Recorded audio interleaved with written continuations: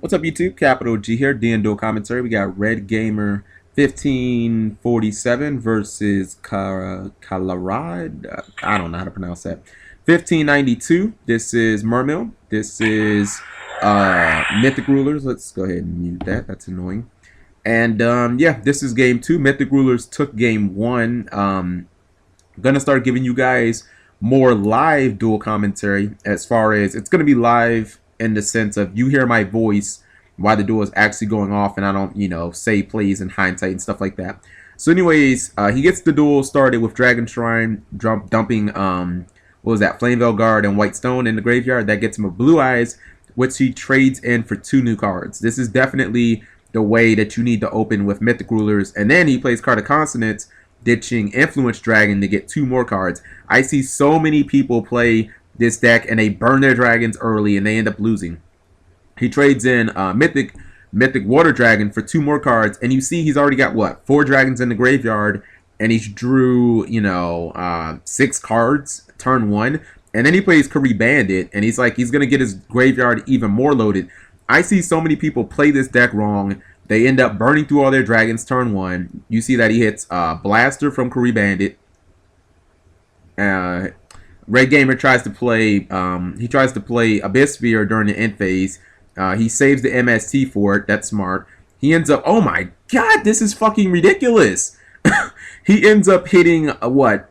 He hit Blaster, Maxi, and Redox, and then he has Soul Charge that he could take. Now he's taking MST, which I guess maybe he's worried about the life points that he's gonna end up losing, or maybe his opponent has, a side deck card or something like that. But that was a fucking great rip from Kari Bandit. I'm starting to see why the card is so good in the deck. It's like, okay, well, not only is it a 1-for-1, but it loads your graveyard up with either dragons or dragon rulers or something. So he summons Marksman and he flips over Mermaid Bitch, and he tries to go in the battle phase. I was thinking that too. I was thinking Torrential Tribute is pretty good. And the thing is, the Mermill, he's already committed. Red Gamer's already committed his normal summon, so he can't make anything else. I mean, yeah, you can summon Pike and you can pitch a card, but you're not going to make any advantage. Well, you can if you pitch Gundy, but if he would have had any other, Atlantean card, he couldn't have made advantage against an open field. Now, granted, he can hit him for 1,600. He can hit him for, what, 15 more hundred with the Lindy that's going to come out. I would assume that he's going to summon in attack mode. Yeah, so he takes 3,100. But if you're, Clad, you have to like your position. He has the MST, which he activates on Debunk. So that was a good read there. And he has 2 Dragon Rulers already in his graveyard. He has tons and tons of fodder. We already know that one card in Red Gamer's hand is Jinx Undyne. So we really don't have to worry about that. You see he banishes 2 monsters to summon Tempest, and he is hit with Maxi. So at the very least, Abyss Pike is going to die.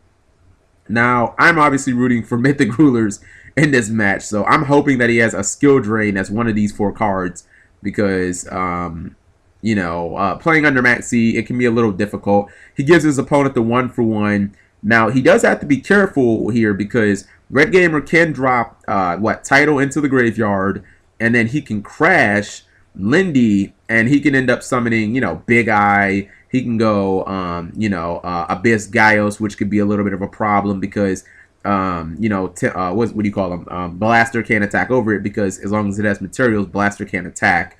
So this could be a little troublesome for Kalarad. I don't even know what to call that. Why do people pick names on DN that are so difficult to pronounce? So anyways, one of the problems that I am having, or one of the problems that I constantly run into when I try to get duels for you guys, is I always find duels and they're like halfway through and then something fucking ridiculously epic happens. And I'm like, you guys don't want to see the last 3 turns in a duel. Like, you want to see a duel in its entirety. Or, sometimes it'll be like this where I get a duel where I'm in game 2, but then you don't get to see a game 3. So it's like, okay, that sucks. So he does what I thought he would do. He drops Tidal into the graveyard and he gets Jinx Undyne into his hand, and he's gonna summon Tidal. And you think, actually, instead of crashing Lindy, well, no, I guess that makes sense. Crash Lindy, get lead, and just push in for as much damage as possible. With the Jinx Undyne really not serving much of a purpose right now, but it does give him the ability to go rank 7. You know, so he can make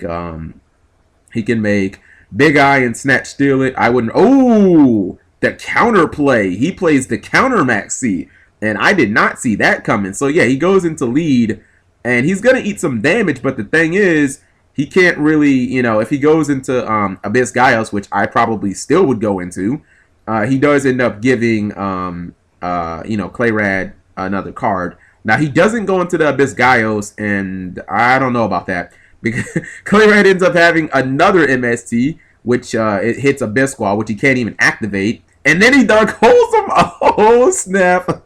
He Dark Holes him, and none of those are floaters. So now he can just banish for 2 dragons, and obviously you take the Maxi challenge here, and it looks like Clayrad's just going to clean it up. Yeah, he's going to summon Tempest, banishing Blue Eyes and Flame Veil Guard. Out. Come on, dog. No one gives 2 fucks about your Maxi at this point.